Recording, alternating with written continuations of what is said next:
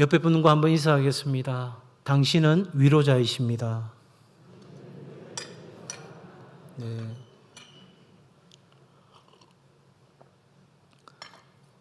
한 번 더 인사하는데요. 제 곁에 있어 주셔서 감사합니다.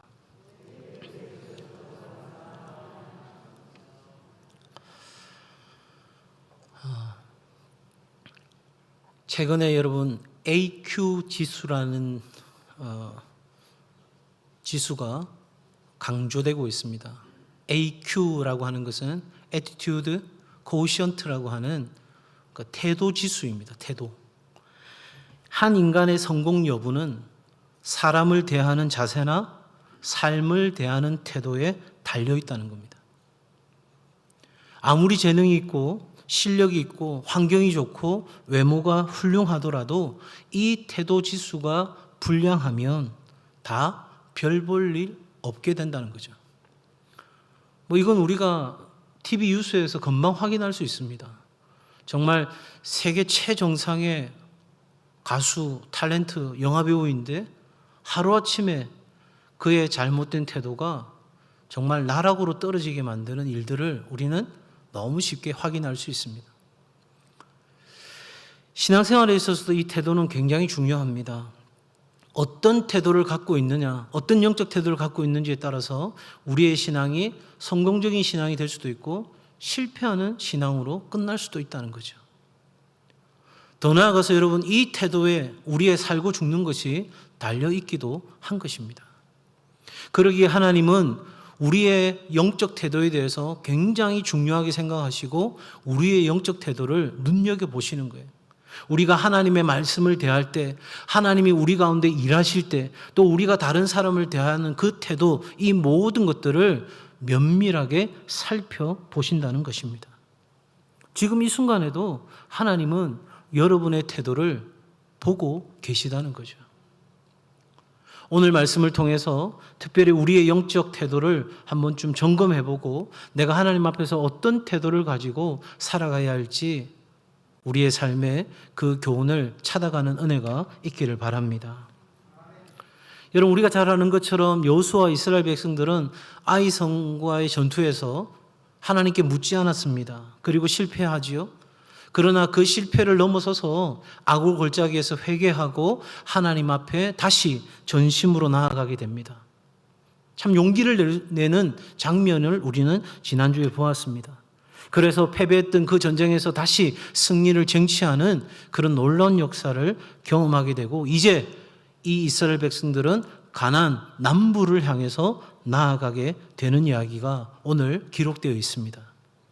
자, 이제 이 가나안의 왕들은, 가나안의 족속들은 이스라엘 백성들이 요단강을 건너서 건널 수 없는 그런 시기임에도 불구하고 정말 언약궤를 앞세워서 그 요단강을 건너고 그 요단강을 건넌 후에는 여리고성을 정말 함성 한마디로 무너뜨리고 그리고 아이성에서 잠깐 실패하는 것 같았지만 그 아이성까지 진멸시키고 난 뒤에 이제 정말 파죽지세로 가나안 남부를 향해서 돌격해오는 이 이스라엘 백성들을 향하여 모든 남부의 족속들이 연합군을 형성하게 됩니다. 그러니까 남부 연합군을 형성하게 된 거죠. 동맹을 맺은 것입니다. 지금까지는 각각의 성읍 단위로 싸웠는데 이제는 연합군과의 전쟁이 이스라엘 백성들 앞에 놓여 있는 상황입니다. 지금까지 했던 전쟁과는 사뭇 비교되지 않는 엄청난 일들이 이 이스라엘 백성들 앞에 놓여 있는 것이죠. 이 상황 속에서 오늘 이 9장의 일들이 펼쳐지고 있는데 우린 여기서 특별히 이스라엘 백성들의 영적 태도와 이스라엘 백성들과 화친을 맺게 되는 기브온 족속들의 영적 태도를 통해서 우리의 삶의 교훈들을 찾아가 보고자 합니다. 먼저는 여러분 이스라엘 백성들의 영적 태도입니다. 14절 말씀 한번 같이 읽어보겠습니다. 14절 시작.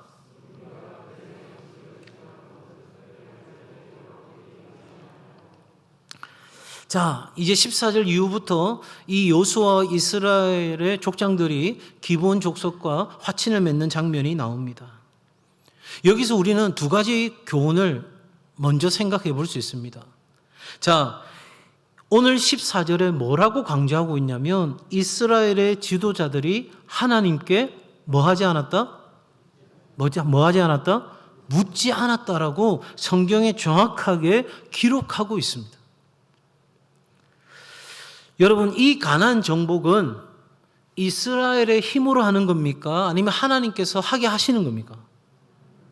예, 하나님께서 하게 하신 것이었어요. 계속적으로 그걸 보여주잖아요. 여러분, 여호수아를 모세 다음에 지도자로 세우시면서 모세에게 했던 것이 무슨 말씀입니까? 강하고 담대하라. 네가 나의 말을 지켜 행하면 네가 어디로 가든지 형통하게 될 것이다. 그러니 부디 너는 두려워할 만한 상황을 만나거든 그 강하고 담대함을 잃어버리지 마라. 지속적으로 그 말씀을 하시면서 그 모든 일들은 내가 하는 것이다. 그래서 여호와의 군대 장관까지 보내가지고 확인시켜 주잖아요. 이 전쟁은 내가 선봉장에 서서 치러 가는 전쟁이니 너희는 나만 따라오라. 이렇게 말씀하시고 보여주었습니다. 더군다나 여러분, 이 이스라엘 백성들이 하나님께 묻지 않아서 하나님의 뜻과 다른 길을 선택함으로 말미암아 정말 많은 고초를 겪었잖아요. 그런데도 오늘 여호수아와 이스라엘 백성들은 하나님께 물었다 묻지 않았다? 묻지 않았다는 것입니다. 사실 여러분, 성경책에서는 이미 여러 차례 출애굽기와 신명기를 보면 하나님께서 이 가나안 족속들과는 어떤 언약도 체결하지 말라고 분명하게 하나님이 말씀하셨어요. 그러니 여호수아와 이스라엘 족장들과 백성들은 그 사실을 알았을까요? 몰랐을까요? 알았습니다.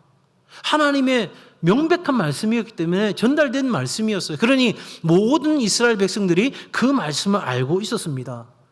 그러니 이 이스라엘 백성들이 화친을 맺자고 오는 이 사람들이 찾아왔을 때 제일 먼저 해야 될 일은 뭡니까? 가나안 정복 정쟁은 하나님께 속한 것이고 하나님은 이 가나안 족속들과 어떤 언약도 체결하지 말라고 하는 명확한 하나님 말씀이 있었으니까 적어도 이 사람들이 누군지는 모르지만 화친을 맺으려고 왔을 때 제일 먼저 해야 될 일이 뭐였어요? 하나님께 물어야 하는 것이었어요.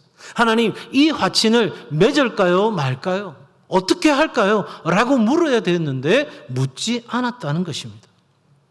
자, 여러분, 그렇게 묻지 않음으로 말미암아 여호수아와 이스라엘 백성들은 속게 되죠. 기본 족속들에게. 이 기본 족속들이 속을 수밖에 없는 위장을 하고 거짓으로 이스라엘 백성들을 속여서 언약을 맺으려 했기 때문에 이스라엘 백성들이 지금까지 보여줬던 고의적인 불순종은 아니었습니다. 그러나 여기에도 아주 명백한 영적 잘못이, 잘못된 영적 태도가 분명하게 드러나는 지점이 있습니다. 여러분, 하나님께 묻지 않은 것도 커다란 잘못인데 또 하나의 큰 잘못은 눈에 보이는 대로 결정했다는 것입니다. 그냥 눈에 보이는 대로, 좋아 보이는 것, 내 생각에 훨씬 더 나아 보이는 것, 그게 오니까 간 거예요. 여러분, 아브라함도요, 하나님이 지시할 땅으로 가다가 그 땅에 기근이 드니까 그 땅까지 인도하신 하나님, 그리고 그가 약속하신 그 땅을 이끌어 가실 하나님께 단 한 번도 묻지 않고 바로 현실의 문제를 해결할 수 있는 애굽으로 내려가 버리거든요. 이스라엘 백성들이 여러분 광야길을 걸어가다가 그렇게 어려움이 찾아오니까 바로 어디로 다시 향하려고 합니까? 애굽으로 향하려고 합니다. 그냥 눈에 보이는 대로, 눈에 좋아 보이는 대로, 내 생각에 편한 대로, 내 생각에 옳다고 여겨지는 대로 그렇게 결정하고 간다는 거죠. 그래서 어쩌면 하나님은 이 14절의 말씀을 통해서 이 이스라엘 백성들의 이 선택이, 이 영적 태도가 분명하게 잘못되었다는 것을 드러내고 계시다 하는 것입니다. 여러분, 14절 말씀 없어도 오늘 전체 내용은 다 이해될 수 있어요. 연결되는 거예요. 그럼에도 불구하고 14절을 넣음으로 말미암아 이스라엘이 지금 크나큰 잘못을 행했다는 것을 우리 가운데 보여주는 것입니다. 여러분, 앞서도 말씀드린 것처럼 여호수아 이스라엘 백성들은 아이성에서 정탐꾼의 말만 믿고 우리가 이 정도 올라가면 여리고성도 무너뜨렸는데 이 아이성쯤이야 하고 올라갔을 때 완전히 그 전쟁에서 패하게 되잖아요.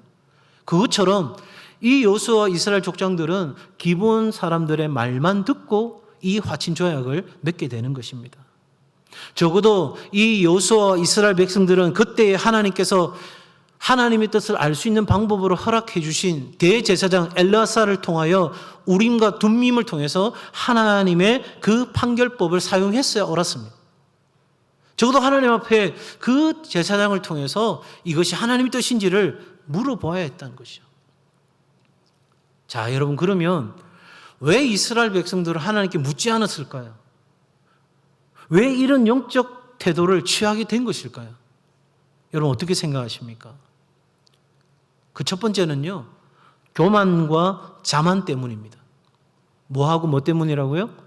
교만과 자만 때문입니다. 자, 여러분, 먼 곳에서 기브온 사람들이 왔습니다. 그리고 이 기브온 사람들이 그냥 온 게 아니라 굉장히 복종적인 태도로 온 거예요. 그러니까 우리는 완전히 당신들하고는 싸울 의지가 전혀 없습니다. 이제 당신들을 우리가 정말 주인으로 모시려고 그렇게 준비하고 우리가 먼 곳에서 왔습니다. 이렇게 되니 여러분, 이스라엘 백성들이요, 그 광야 40년을 거쳐가면서 얼마나 어려움이 많았어요. 정말 대적으로 다 둘러싸여가지고 완전히 그들을 진멸시키려고 하는 모든 세력들을 어떻게 해서든 그렇게 이기면서 여기까지 왔는데, 여러분, 여리고성과 아이성을 딱 무너뜨리고 나니까 먼 곳에서 기브온 사람들이 와서 화친을 맺으려고 하는데, 당신들이 너무나 위대합니다. 당신들이 정말 뛰어납니다. 당신들 정말 최고입니다. 이렇게 나오니까 우쭐해진 거예요. 뭐가 된 줄 안 거예요. 이야, 하나님이 은혜 주셨지만 정말 우리가 이거 해낸 거야. 우리가 이렇게 해낸 거야. 그러니 이렇게 사람들이 와서 우리에게 이런 이야기를 하지. 이러한 우호 세력이 처음 등장하니까 이 이스라엘 백성들이요, 정신을 못 차리는 거예요. 마치 자기들이 여리고 성도, 아이 성도 다 싸워 이겼다라고 착각하는 거죠. 그리고 자만하게 됩니다. 두 번째, 이스라엘 백성들이 이런 잘못된 영적 태도를 갖게 된 이유는요, 자신의 이익을 우선했고 인간적인 방법을 생각했기 때문입니다. 자, 여러분, 지금 이 조약은요, 이 화친 조약은 대등한 조약이 아니었습니다. 방금 말씀드린 것처럼, 아이고, 우리가 종으로 있어도 좋으니까 당신들을 제발 섬길 수만 있게 해달라고 그렇게 사정하니까 이스라엘 편에서 손해볼 일이 있어 없어요? 제가 무슨 영어로 물어봤습니까? 예. 손해볼 일이 있어 없어요? 없어요.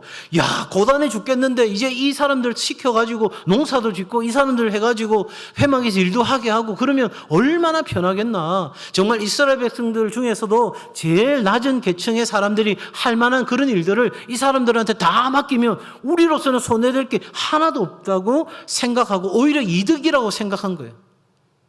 이 사람들의 이야기를 들을 때 옳거니, 더군다나 여러분 보세요. 그 먼 곳에서 그래도 그 성을 갖고 있는 사람들이 화친을 맺으려고 여기까지 왔으니 이제 가나안 남부를 향해서 정복전쟁을 하려고 나갈 때 그런 족속들이 와서 화친을 맺었다는 소식이 다른 사람들에게 전해지면 어떨까요? 다른 사람들도 싸울 의지가 있을까요, 없을까요? 싸울 의지를 갖지 않겠죠. 그러니까 인간적인 방법을 생각한 거예요. 야, 정복전쟁이 쉬울 수 있겠구나. 점점 희한하게 가고 있죠, 지금. 이 가나안 정복전쟁은 하나님께 속한 것인데, 그래서 하나님이 이 일은 내가 하는 것이다. 너희는 믿기만 하라. 그냥 너는 믿고 순종하고 따라오기만 하라. 그래서 그 언약궤를 주시고 그 언약궤를 앞세우는 것, 그리고 모든 과정까지 정말 드라마틱하게 다양한 방법으로 역사하시잖아요. 그죠? 아닌가요? 지금 제 혼자만 신난 거예요? 여러분, 지금 8장부터 해가지고 정말 드라마 같은 일이 지금 펼쳐지고 있는 거예요. 제가 여러분들한테 잘 전달하려고 본문 묵상도 드라마 바이블 성경 틀어놓고 계속 여러 번 읽고 그렇게 한 거예요. 자, 세 번째는요, 눈앞의 것만 보기 때문이었어요. 자, 눈앞에 곰팡이 핀 떡이 있어요. 그리고 기브온 성과 맞바꾸는 일을 저지른 거예요. 왜? 뒷일은 생각 못하고 딱 눈앞에 보이는 그것만 보게 된 거예요. 누가 한 것과 비슷하죠. 에스가 팥죽 한 그릇에 그 장자권을 넘긴 것과 똑같은 일이에요. 오늘 아침에도 우리가 빌립을 통해서 전해준 그 메시지들을 본 것처럼 스데반이 이야기했던 그 메시지 속에서도 나타난 것처럼 이스라엘 백성들과 오늘 우리의 삶은 정말 눈앞에 있는 현실의 것만 집중하고 살아가는 거예요. 그래서 내 순간 삶의 어려움이 닥쳐오면 이것 때문에 모든 내 생각이 마비되는 거예요. 내 영적 삶이 온통 뒤죽박죽 되는 거예요. 막 내 삶이 뒤흔들리는 거예요. 그래서 뭐가 우선순위인지, 뭐가 내가 삶에 있어서 가장 중요하게 생각해야 되는지, 내 삶이 어떤 상황 가운데서도 잃어버려서는 안 되는 것이 무엇인지 다 까맣게 잊어버리고 이 현실의 문제만, 내 눈앞에 보이는 이것만 내 삶의 전부이냐, 그렇게 우리는 살아가는 어리석은 삶을 선택할 때가 너무나도 많다는 것입니다. 자, 여러분, 교만과 자만 때문에 자기 이익을 우선하고 인간적인 생각 그리고 눈앞의 것만 보는 이 결정 때문에 이스라엘 백성들은 또 한 번 어려움을 겪게 됩니다.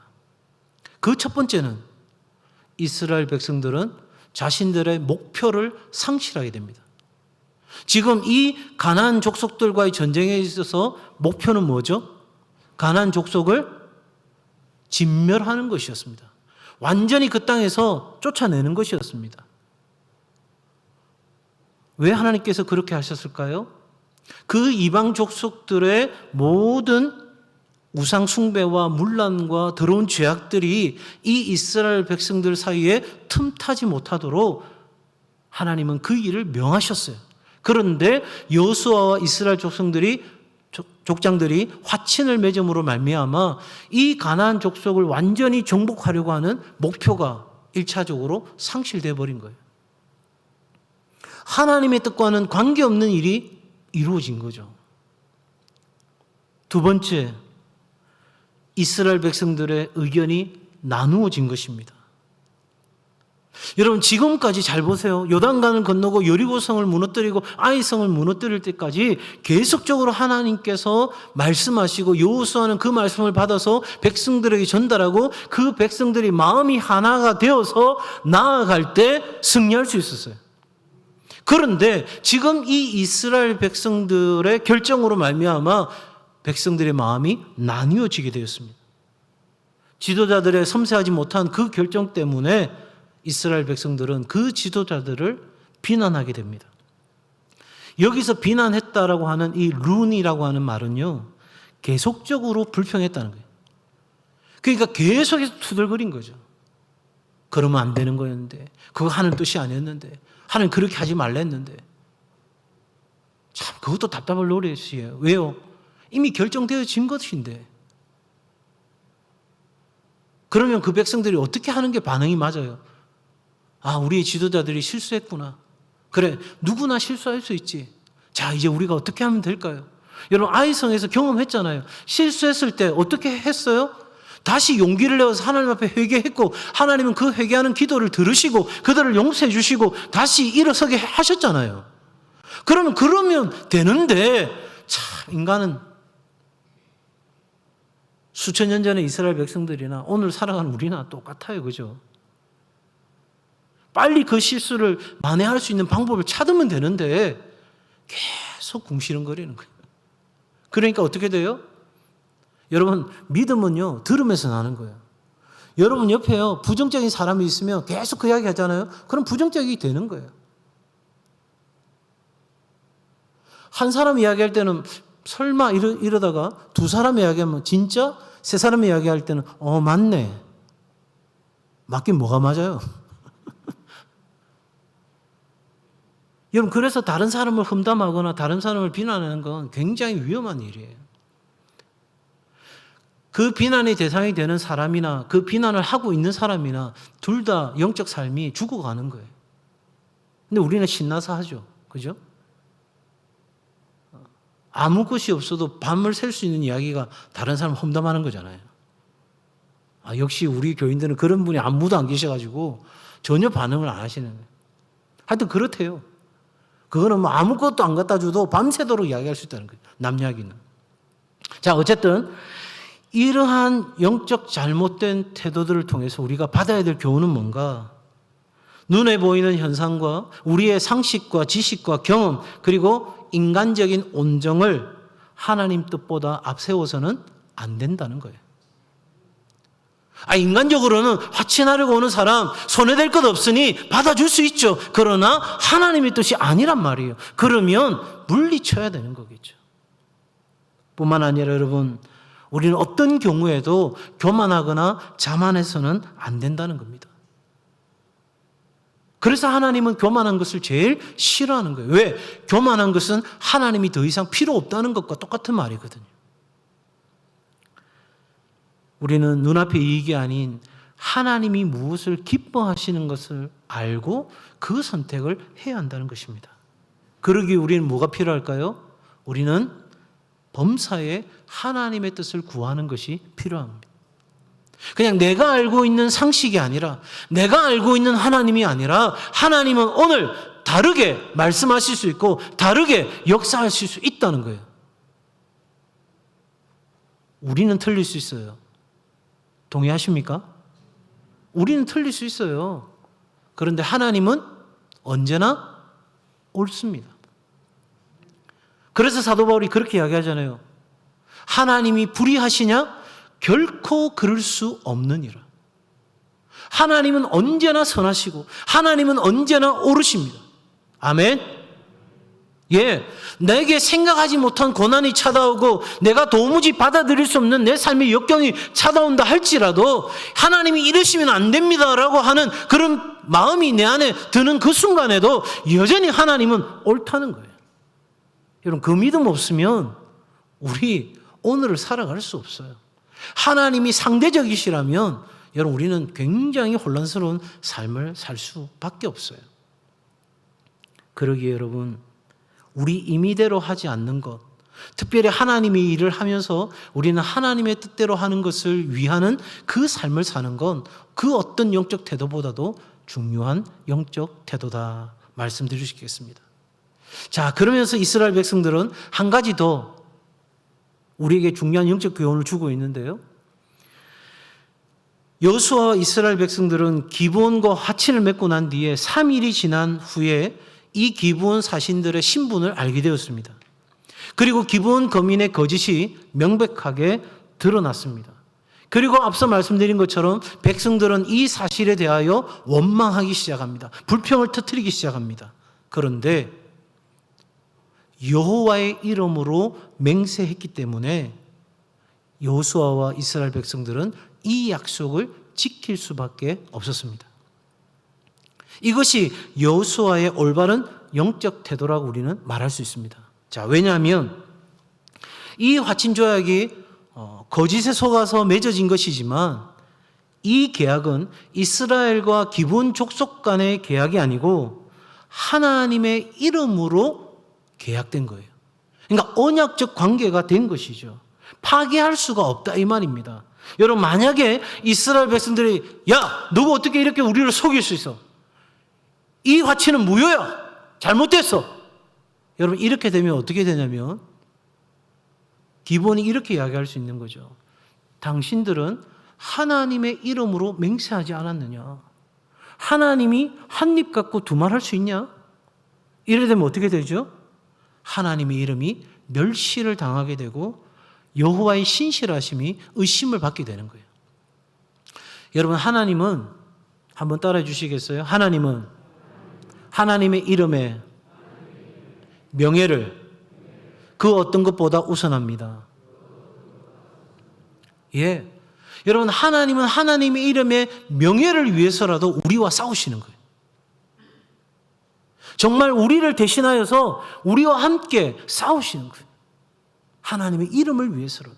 그러니까 하나님의 이름이 영광받는 것을 하나님은 가장 기뻐하시는 거예요. 그래서 이 백성은 나의 찬송을 부르게 하려 함이라 우리를 만드신 목적을 말씀하시는데 그 만드신 목적이 가장 중요한 것은 하나님께 드리는 예배에 있는 거예요. 그 예배의 궁극적인 목적은 하나님의 이름의 영광을 위해서 존재하는 거예요. 그래서 여러분, 우리가 하나님의 이름을 훼손하게 될 때, 하나님의 이름을 정말 끄집어 내릴 때 하나님은 너무나도 고통스러워 하실 수밖에 없는 것이죠. 성경학자 아더 핑크라고 하는 사람은 이 화친 조약에 대해서 이렇게 이야기합니다. 속았지만 명예로운 처신이었다는 것입니다. 우리의 신앙생활에 있어서 하나님 앞에서 결정한 언약은 여호수아처럼 신실하게 지키는 것이 중요합니다. 왜냐하면 우리가 그렇게 신실하게 지켜갈 때 거기에서 하나님의 성품이 드러나는 거예요. 더 나아가서 여러분, 우리와의 실수와 거짓 가운데서도 이 하나님의 관용의 그물이 항상 열려 있다는 것이죠. 제가 언젠가도 이 여호수아 강의를 말씀드리면서 여러분에게 그렇게 말씀드렸어요. 우리 실수할 수 있습니다. 실패할 수 있습니다. 그런데 하나님은 우리의 실수와 실패까지도 하나님의 영광을 위해서 반드시 사용하신다는 거죠. 아멘. 그러니 여러분, 너무 실수할까 실패할까 전전긍긍하면서 아무것도 못하는 것보다 하나님 앞에 기도하고 하나님이 내 마음에 감동을 주시고 하나님의 사인이 분명하다면 용기를 내어서 첫 발을 내딛는 것이 필요하다는 거예요. 그렇게 나아가다가 혹 우리가 정말 잘못된 판단을 했다면 거기에서 다시 돌이켜서 가면 되는 거예요. 그러면 그것까지도 하나님은 합력해서 반드시 하나님의 계획을 성취하는 것으로 사용하신다는 것이죠. 자, 여기까지가 이스라엘 백성들의 잘못된 영적 태도와 올바른 영적 태도에 대해서 살펴본 것입니다. 이제 이 이스라엘 백성들과 화친을 맺는 기브온 족속들을 통해서 영적 태도에 대해서 생각해 보고자 합니다. 자, 여러분, 이제 1절 말씀 한번 볼까요? 1절, 9장 1절 같이 읽습니다. 시작.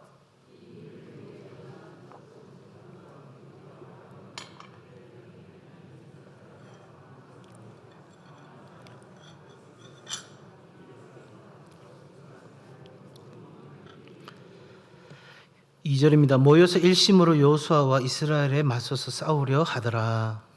아멘. 자, 여러분, 기브온 입장에서 보세요. 기브온 족속 입장에서 기브온을 제외한 모든 족속들이 지금 다 연대를 한 겁니다. 동맹을 맺은 거예요. 그러면 자연히 어떤 부담감이 있겠어요? 야, 너구는 뭐야? 야, 너희들은 왜 여기 같이 참전 안 해? 누구?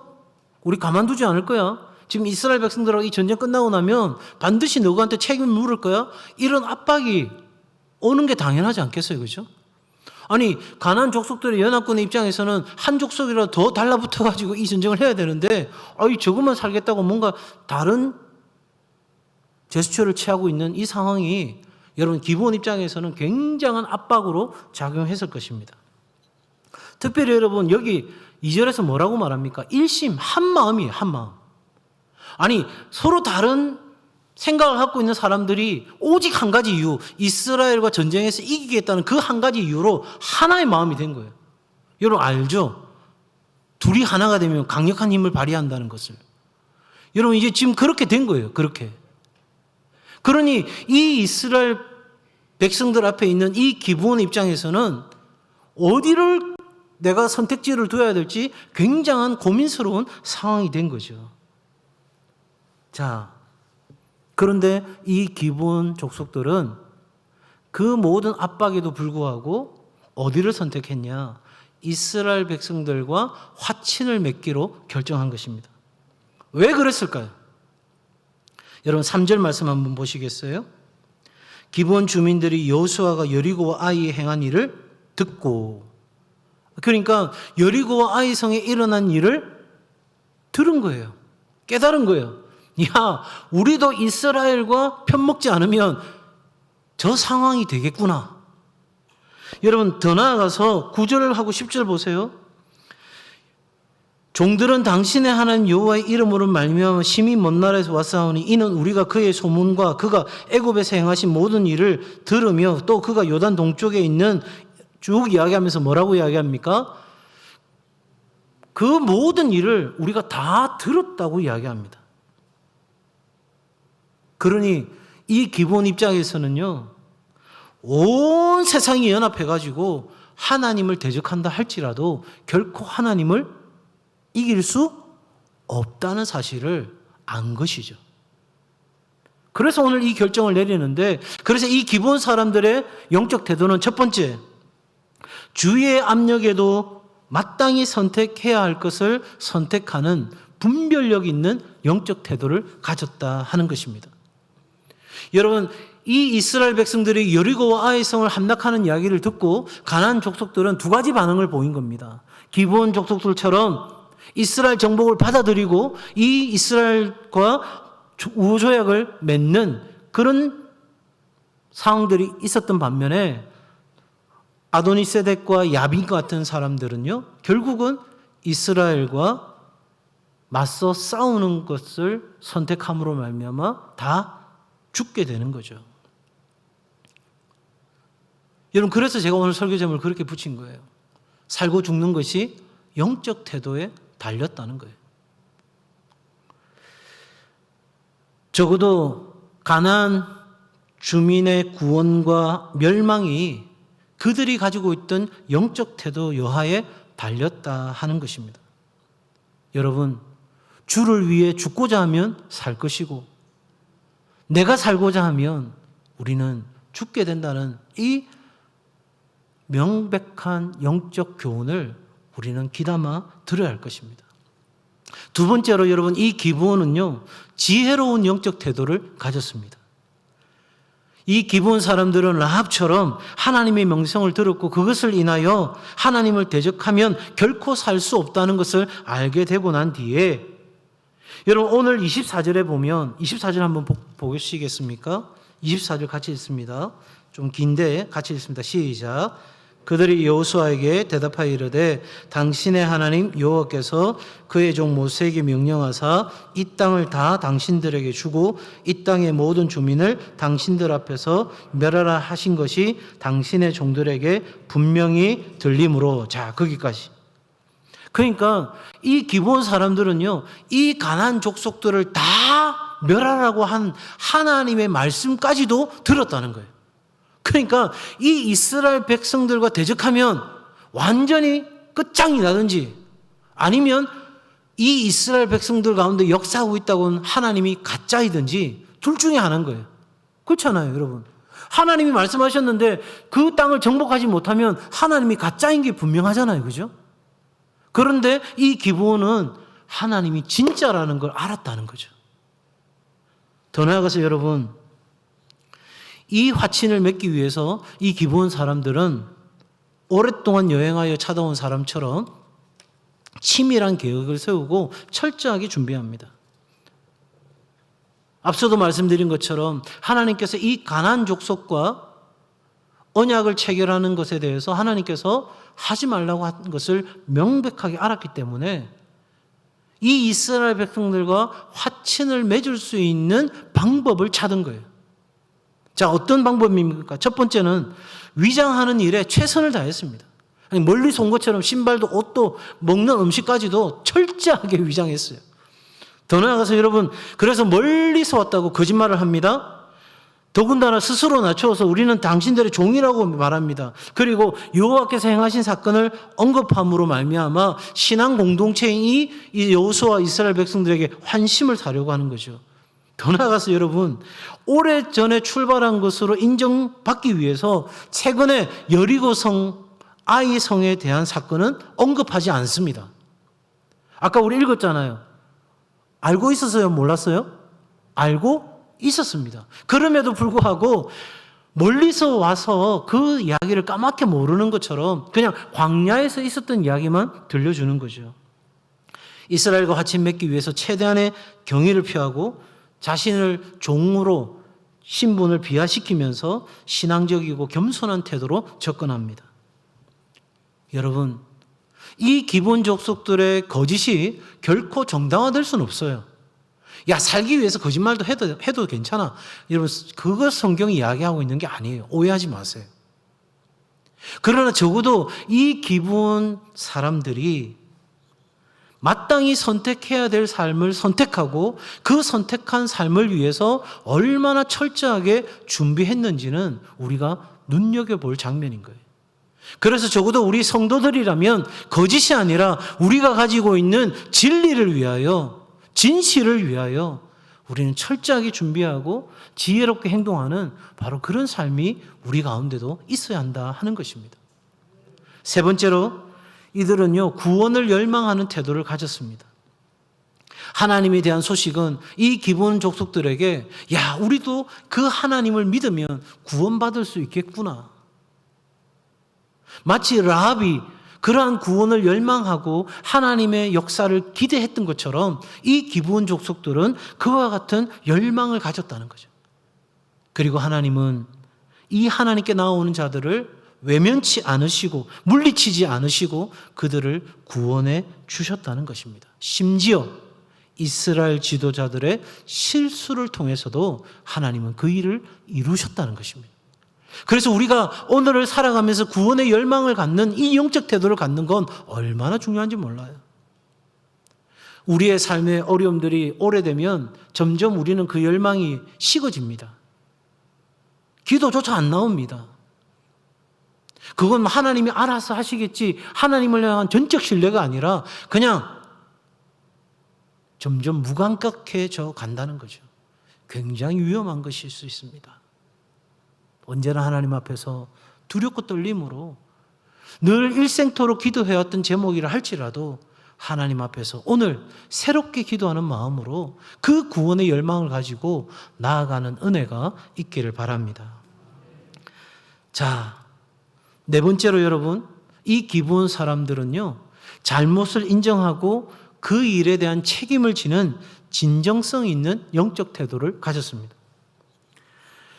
기본 거민들은 자신들의 거짓이 드러났을 때 이스라엘 백성들에게 우리가 속일 수밖에 없는 이유를 방금 우리가 읽었던 그 말씀을 통해서 쭉 이야기하고 있죠. 한마디로 요약하면 뭡니까? 목숨을 부지하고 싶어서 어쩔 수 없었다는 겁니다. 자, 그러면서 이 기본 사람들은 뭐라고 말합니까? 여호수아가 말한 것을 그대로 수용합니다. 그리고 자신들이 거짓말한 대가로 이스라엘의 종이 되겠다고 분명하게 선포합니다. 기본 사람들은 비록 거짓을 말했으나 그들의 마음의 진정성만큼은 분명한 것이었습니다. 여러분, 우리에게도 이런 태도가 필요한 거예요. 오늘 이 사회 속에서 그런 진정성 있는 리더를 보기가 어려운 거예요. 그래서 지금 우리가 살아가는 이 사회 속에서 굉장히 지금 중요하게 이야기되고 있는 리더십이 어센틱 리더십이에요. 진정성 리더십입니다. 진정성 있는 기업, 진정성 있는 리더, 진정성 있는 교회, 바로 그곳에 사람들이 존중하고 존경하는 일들이 일어나고 그 삶이 이 세상에 영향력을 줄 수 있다 하는 것입니다. 자, 여러분, 이러한 기본의 영적 태도는 결국 생명과 풍성한 은혜를 가져옵니다. 여호수아는 기본 거민들이 이스라엘을 속여서 화친을 맺었습니다. 이 결과로 그들은 생명을 얻는 살게 된 것입니다. 그리고 여호수아는 이 이스라엘 백성들이 그토록 소중하게 여기는 바로 하나님의 집을 위해 이 사람들이 나무를 패고 물 깃는 자가 될 것이라고 선언합니다. 그 일들은 이스라엘 백성들 중에서도 가장 신분이 낮은 사람들이 감당하던 일들이었습니다. 그런데 여러분, 여기서 한 가지 우리가 주목할 점이 있습니다. 그건 기본 사람들이 이스라엘 개인의 종이 된 것이 아니라 하나님의 집, 곧 성막에 소속된 종이 되었다는 사실입니다. 그 사실은 여호수아의 저주가 저주를 위한 것이 아니라 바로 오히려 일종의 긍휼이었고 축복이었다는 겁니다. 동의되십니까? 시편 84편 10절에 이렇게 말합니다. 주의 궁정에서의 한 날이 다른 곳에서의 첫날보다 나은즉 악인의 장막에 사는 것보다 내 하나님의 성전 문지기로 있는 것이 좋사오니. 그러니까 기브온이 가졌던 영적 태도는 멸망 대신에 생명을 얻게 된 것이고 죄악된 삶보다도 하나님의 종으로 사는 편을 택한 것이었다 하는 것입니다. 여기서 우리가 한 가지 더 기억해 두어야 할 것이 있습니다. 이 세상에 어둠의 세력들은 종종 우리를 우는 사자와 같이 집어삼키려고 하나 때로는 이 기브온과 같이 우리의 삶에 찾아올 수도 있다 하는 것입니다. 마치 여러분 하나님의 편에 선 것처럼, 그래서 하나님이 내 거처인 것처럼, 심지어 믿고 세례를 받기까지 여러분 그렇게 할 수 있다는 것입니다. 껍데기는 전혀 차이가 없는 모습으로 우리 가운데 있을 수 있다는 겁니다. 그러나 그 안에는 거짓과 탐욕과 불의로 가득한 상태로 우리 곁에 머물 수 있다는 겁니다. 우리가 내일 새벽 말씀에 그 한 사람을 보게 될 것입니다. 궁금하시죠? 개봉박두. 그 한 사람을 내일 보게 될 거예요. 여러분, 그러기에 오늘 이 시대에 우리에게 필요한 게 뭐죠? 영적 분별력입니다. 정말 우리가 하나님 앞에서 두렵고 떨림으로 교만과 자만과 나 중심적인 생각과 눈에 보이는 것으로 판단하고 살아가는 어리석은 삶이 아니라 정말 하나님 말씀에 귀를 기울이고 하나님의 뜻을 구하고 그래서 하나님 앞에 설 수 있기를, 정말 하나님 앞에 분별력 있는 신앙으로, 지혜로운 신앙으로 하나님이 내게 베풀어 주신 그 구원을 열망하면서 오늘도 우리는 우리의 주어진 자리에서 담대하게 살아가야 할 줄로 믿습니다. 바로 이와 같은 삶을 삶으로 우리 모두에게 정말 하나님의 놀라운 은혜가 있기를 예수님의 이름으로 축복합니다. 기도하겠습니다. 하나님 아버지, 우리의 살고 죽음이 영적 태도에 달려있는 것을 오늘 말씀을 통해서 보게 됩니다. 하나님, 이스라엘 백성들이 실수했던 그 실수를 우리 또한 저지르지 않도록 주여 도와 주시옵소서. 혹 우리가 실수하더라도 우리가 마땅히 지켜 행할 것은 행할 수 있는 용기를 또한 허락하여 주옵소서. 우리의 삶에 정말 하나님 주어진 말씀대로 살아가기 위해 분별력 있는 신앙, 지혜로운 신앙, 무엇보다 하나님 앞에서 진정성 있는 신앙으로 나아갈 수 있도록 주여 도와 주시옵소서. 우리가 모두 그렇게 삶으로 세상 가운데 하나님의 이름의 영광을 나타내게 하여 주옵소서. 예수님의 이름으로 기도 올려옵나이다. 아멘.